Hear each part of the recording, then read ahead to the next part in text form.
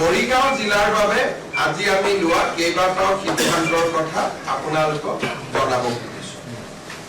মৰিগাঁও জিলাৰ এটা খুব ইম্পৰ্টেণ্ট ৰাস্তা বালিমুখী পৰা চিলডুবিলৈ আমাৰ বুঢ়াগাঁও হৈ এই ৰাস্তাটোৰ কাৰণে আজি আমি 70 কোটি টকা অনুমোদন কৰিছো।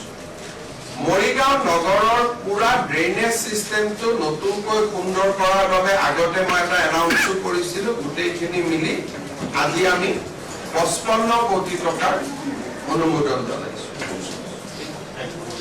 মৰিগাঁও সাৰ্কিট হাউচটো নতুনকৈ নিৰ্মাণ কৰাৰ কাৰণে আমি 15 কোটি টকাৰ অনুমোদন জনাইছো।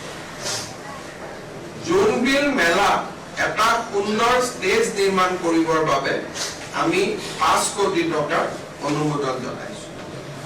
হিৰোদ বৰুৱা ষ্টেডিয়ামৰ বাকি থকা পেভিলিয়নখিনি নিৰ্মাণ কৰি তাক আটক ধুনীয়া কৰাৰ বাবে আমি 5 কোটি টকাৰ অনুমোদন জনাইছো।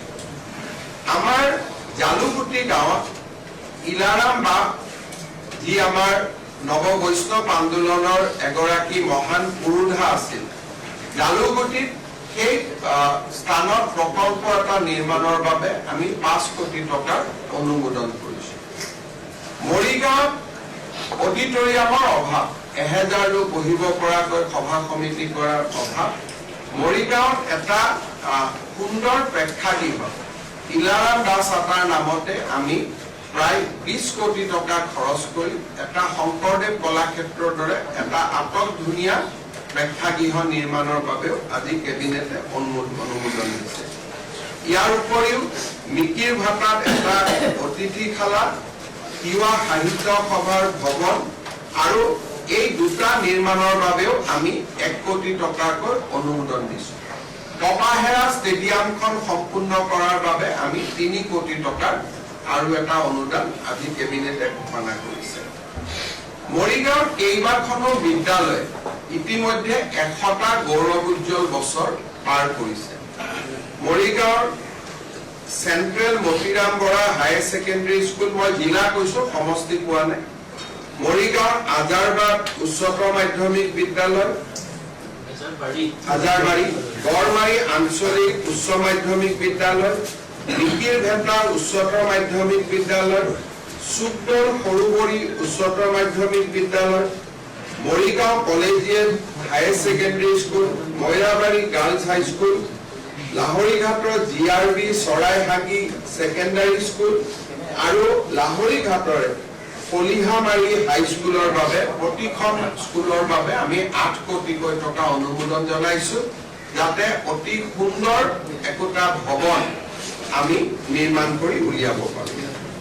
ইয়াৰ উপৰিও মৰিগাঁও কলেজ, জাগিৰোড কলেজ, মায়ং আঞ্চলিক college, Ghanakanta Baruah college, Burhagaon college, Laharighat college, Charaibahi college আৰু মইৰাবাৰী কলেজ, প্ৰতিখন কলেজলৈ আমি 5 কোটিকৈ টকাৰ অনুমোদন দিছো। মই ভাবো প্ৰায় 270 কোটি টকাতকৈও অধিক মৰিগাঁও জিলাৰ আৰ্থ সামাজিক বিকাশৰ বাবে আমি ব্যয় কৰিব পাৰিম। আমাৰ চলি থকা আঁচনিবিলাকৰ উপৰিও মৰিগাঁও জিলাৰ উন্নয়নৰ কাৰণে এই আঁচনিখিনি আজি আমি ঘোষণা কৰিছো। দীৰ্ঘকালীন ভিত্তিত মৰিগাঁৱত মেডিকেল কলেজখন হৈ যোৱাৰ লগে লগে তাত BSc নাৰ্ছিং কলেজ এখন স্থাপনৰ বাবেও আমি প্ৰচেষ্টা হাতত লওঁ। ইয়াৰ উপৰিও জাগিৰোডত উদ্যোগিক পাম্প হোৱাৰ পিছত, ছেমি কণ্ডাক্টৰ উদ্যোগ হোৱাৰ পিছত মৰিগাঁৱক লৈ বা জাগিৰোডক লৈ মানুহৰ এটা উৎসাহ আছে। গতিকে আমি মৰিগাঁও জিলাৰ উপায়ুক্তক অনুৰোধ কৰিছো, যদি ৰাইজৰ আপত্তি নাথাকে, মই আকৌ বাৰে বাৰে কৈছো ৰাইজৰ আপত্তি থাকিব নালাগে, ৰাইজৰ যদি আপত্তি নাথাকে মৰিগাঁৱত 1000 বিঘা মাটিৰে আৰু এটা ঔদ্যোগিক পাম্প আমি নিৰ্মাণ কৰিবলৈ আগ্ৰহী।